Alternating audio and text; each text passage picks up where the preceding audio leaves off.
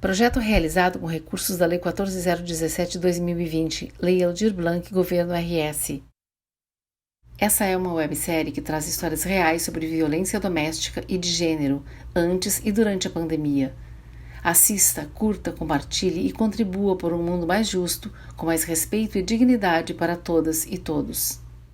Para ajuda, procure os coletivos Justiceiras, Whats 11 99 639 1212, www.mapadoacolhimento.org, feminino-plural.org.br, Whats 51 99 537 5459. Sim, precisamos falar sobre isso.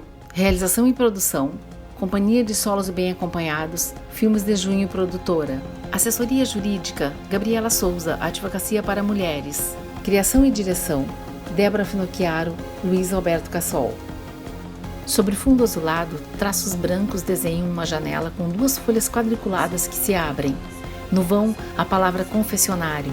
Abaixo, em letras cursivas, relatos de casa. Episódio 6. Caia Rodrigues. Ela é negra de pele clara e rosto oval. Usa parte dos cabelos crespos e longos presos, blusa rosa sem mangas e grandes brincos de argola azuis. Olá, eu sou Caia Rodrigues e estou aqui para falar no projeto Confessionário, um projeto que eu acho muito importante. Eu já tinha visto alguns episódios e quando eu fui convidada a participar, eu fiquei muito feliz, porque eu acho que é um projeto que ele precisa acontecer, né? A gente precisa conversar sobre relações amorosas, a gente precisa conversar sobre violência, a gente precisa conversar sobre violência contra a mulher.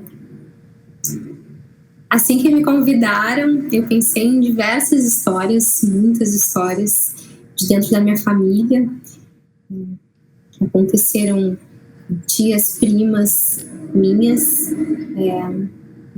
e eu como atriz estou acostumada a representar personagens, então para mim eu fui direto dentro desse lugar, até me dar conta de que eu precisava falar de mim.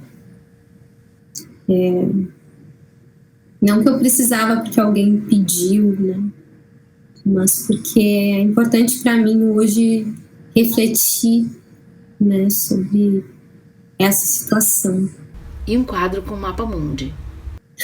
Então eu tô aqui para dividir a minha história, parte da minha história, que me marca muito e que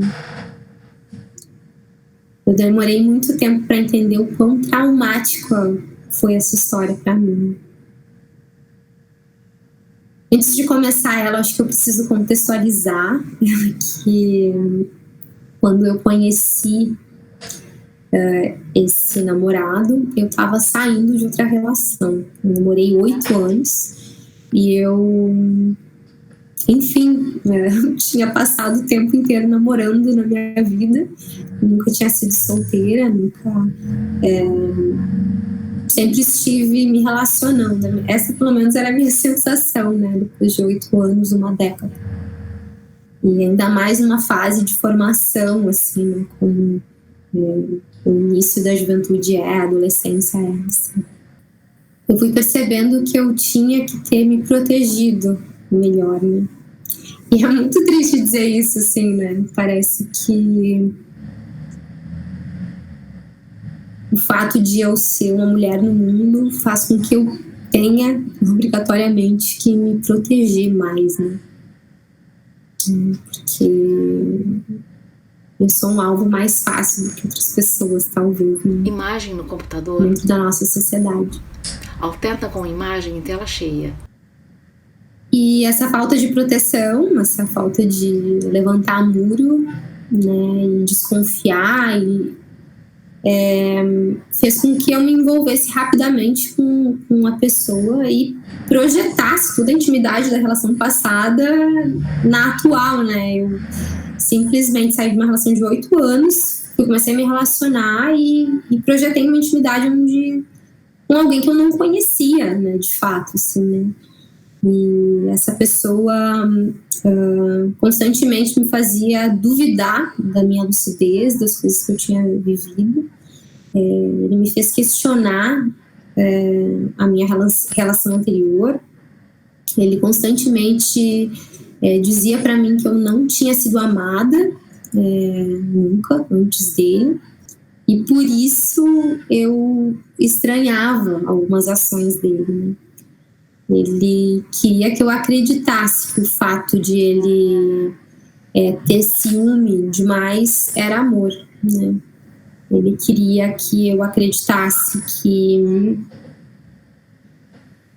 o fato de ele não me deixar sair sozinha, de quando eu, inclusive, ia na casa da minha mãe, ele aparecer, que isso tudo era amor, né? E o pior é que eu acreditei. Eu comecei a duvidar da relação que eu tinha tido antes, duvidar que eu sabia ser amada, né? E ele usava isso muito, assim. E eu me julguei, eu disse, não, eu quero aprender a ser amada, que isso, né? E eu fui tentando me adaptar a situações que elas não eram legais, né? Elas não eram saudáveis.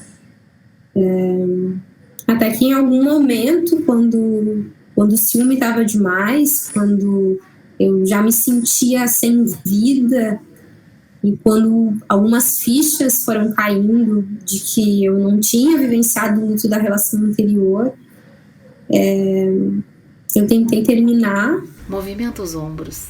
E essa pessoa, ela não aceitou. O que é muito, muito maluco também, né? Como é que tu termina e outra pessoa não aceita? Ele não aceitou que a gente terminou. E eu estava no apartamento dele. E ele trancou a porta para eu não sair, né? Porque ele não aceitava o término. O que primeiro me fez... a minha primeira reação foi duvidar que aquilo estava acontecendo, né? Parecia uma brincadeira, né? Tipo, uma pessoa trancou a porta. Eu falei, não é isso aí, que isso e tal. Até entender que ele estava falando sério, que eu não podia sair pela porta, né? E eu fiquei ali, mendigando a minha liberdade, né? O direito de sair pela porta, né? Lidando com uma pessoa muito maior do que eu, né? Muito mais forte do que eu. E durante as 12 horas que eu fiquei ali, ele ficava tentando me convencer de que a gente tinha nascido para estar juntos. Em alguns outros momentos ele tentava me convencer de que eu era uma vagabunda por estar terminando com ele. E em alguns outros momentos eu era leviana de ter dito que eu o amava sem amar. E isso bateu fundo em mim, né? O fato de eu ser leviana, eu me sentir culpada de ter realmente pulado etapas, né? Então isso fazia com que eu sentisse pena dele, e era aí que ele me enganchava, assim. Foram momentos onde ele ia do 8 ao 80, do amor ao ódio.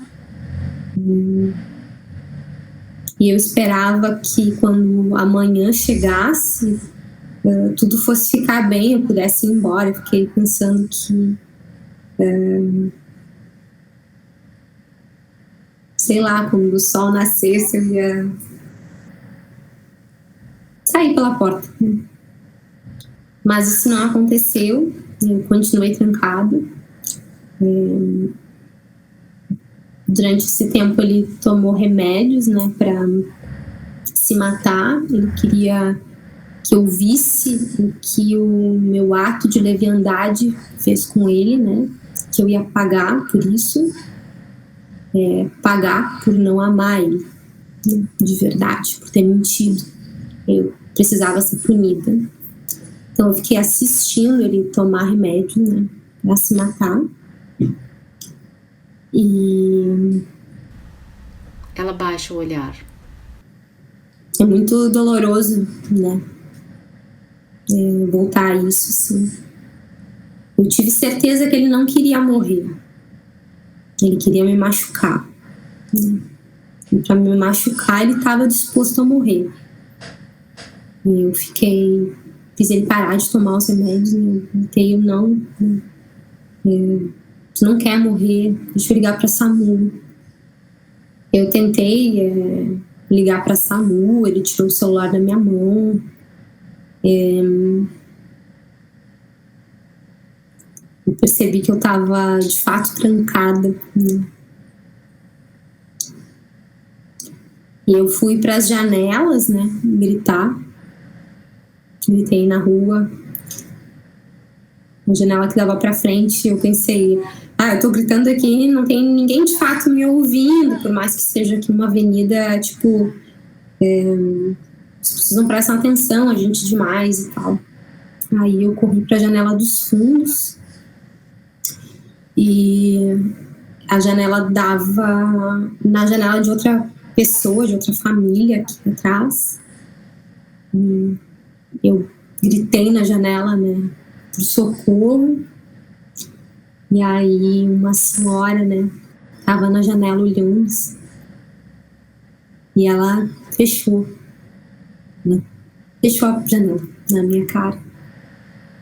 E isso pra mim foi muito forte. Assim. Foi quando eu entendi que eu tava sozinha. E quando eu entendi que ninguém ia me salvar.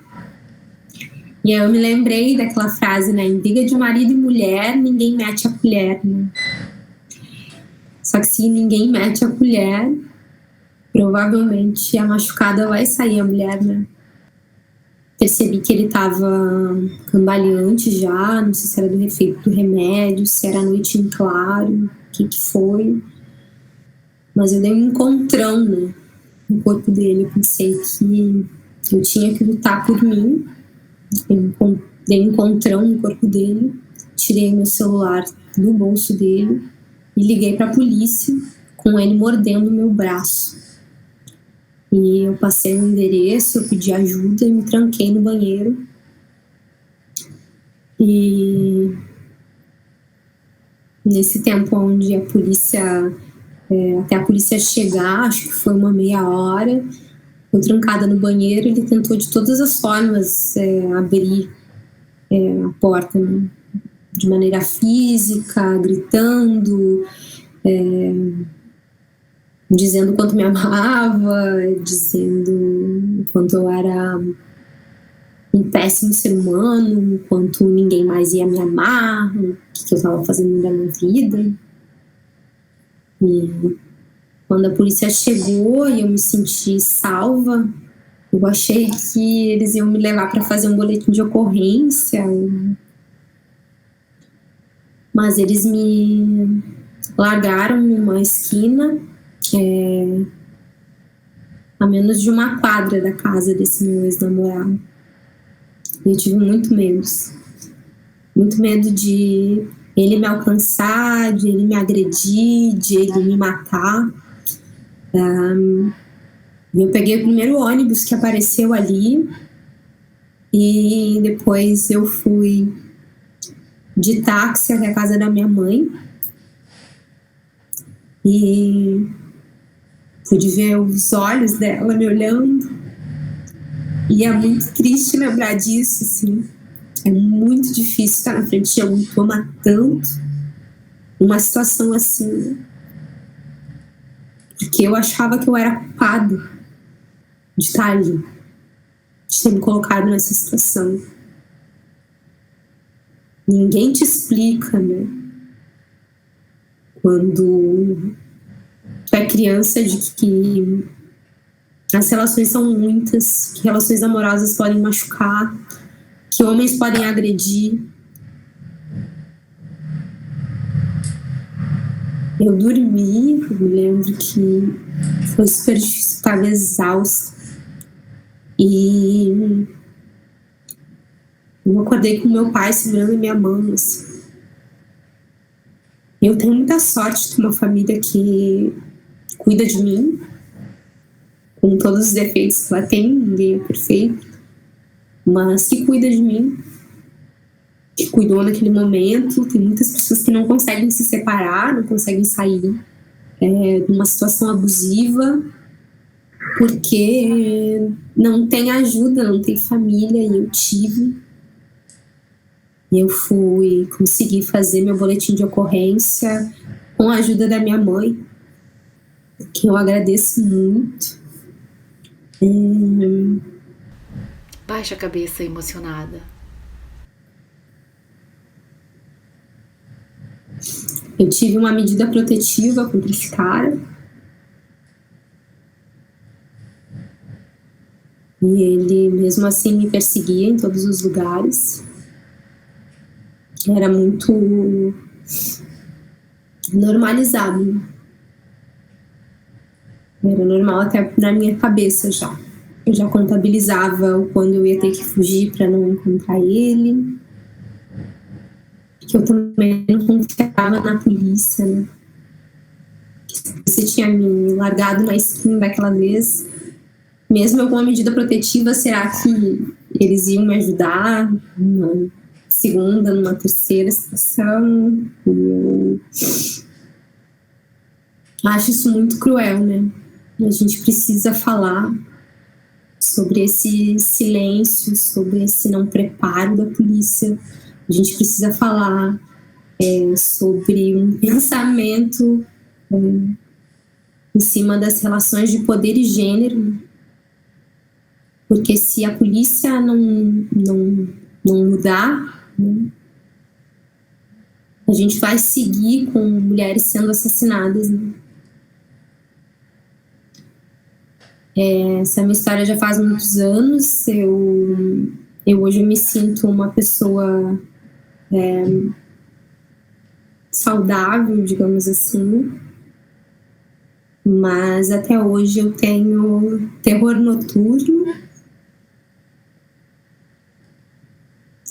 Até hoje eu acho que pode entrar na minha porta, invadir minha casa, como ele já fez entrando na casa de um amigo meu. Ele invadiu a casa de um amigo meu. E eu sei que são medos irracionais, porque agora ele não tá mais na minha vida, já faz muitos anos. Mas sobrou, né? E tem muitas coisas que sobram dentro de uma relação como essa.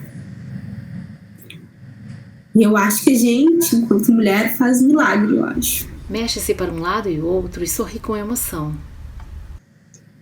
A gente faz coisas muito bonitas com os nossos traumas. E eu achei importante dividir isso hoje. Seca com as mãos as lágrimas do rosto. Para convidar outras mulheres a narrar a sua história também, a denunciar. A gente pode fazer diferente. E eu quero que isso que aconteceu comigo não passe adiante, que não chegue à próxima geração. Esboça um sorriso, a tela escurece. Logo, confessionário, relatos de casa. Gabriela Souza, Advocacia para Mulheres. Infelizmente, mulheres sofrem violências, inclusive na hora de tentar pôr fim a relacionamentos abusivos, ou simplesmente deixar de amar alguém e pedir para terminar essa relação. É branca. Esse abuso de poder, ele faz com que mulheres sofram tentativas de feminicídio, violências, ameaças e perseguições quando tentam simplesmente pôr fim a uma relação que deveria ser feita de maneira saudável. 40% dos feminicídios acontecem no momento exato em que as mulheres pedem para terminar uma relação.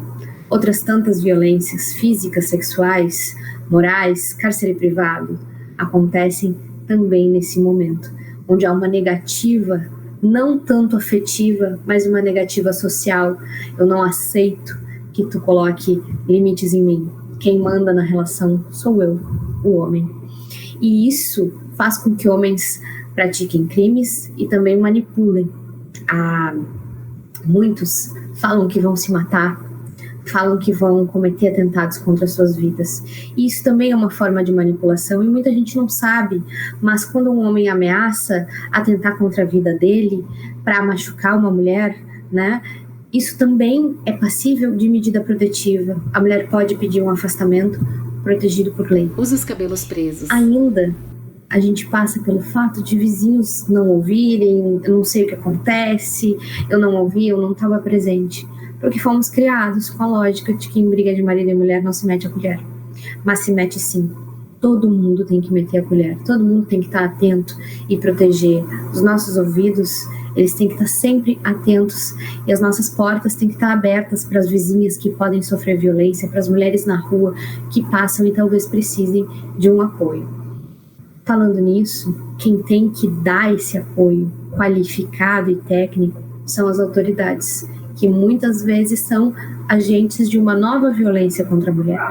Existe uma nova violência quando se culpa, quando se responsabiliza, pergunta por que ela agiu daquela maneira, e não há uma compreensão. Infelizmente, as delegacias são poucas, os hospitais são superlotados, a polícia ela é mal paga e está exausta. E muitas vezes, acima de tudo, não preparada. E a gente precisa qualificar a polícia e toda a rede de acolhimento para que nenhuma mulher mais perca sua vida ou sofra qualquer tipo de violência ao tentar pôr fim a uma relação que não deseja mais estar. A tela escurece. Denuncie. Se você é vítima ou conhece alguém que seja vítima de qualquer tipo de violência, denuncie, para que não existam mais histórias como essa. Procure a Delegacia da Mulher da sua cidade ou Disque 180. Para ajuda, procure os coletivos Justiceiras, WhatsApp 11 99 639 1212, www.mapadoacolhimento.org, feminino-plural.org.br, WhatsApp 51 99 537 5459. Créditos selecionados. Criação, direção e roteiro, Débora Finocchiaro, Luiz Alberto Cassol. Adaptação coletiva a partir de relatos de Gabriela Souza, de notícias e histórias diversas. Preparação de elenco, Débora Finocchiaro. Direção de fotografia, Fred Paz. Direção de produção, Amanda Gatti e Fred Paz. Montagem e desenho de som, Leonardo Capellati. Trilha sonora, Laura Finocchiaro. Design gráfico, Luciano Ribas. Vinheta, Victor Teixeira dos Santos. Audiodescrição, Marilane Castro da Costa, Felipe Mianes. Tradução e legendas em inglês, Pedro Mendes. Libras, Simone Dornelles.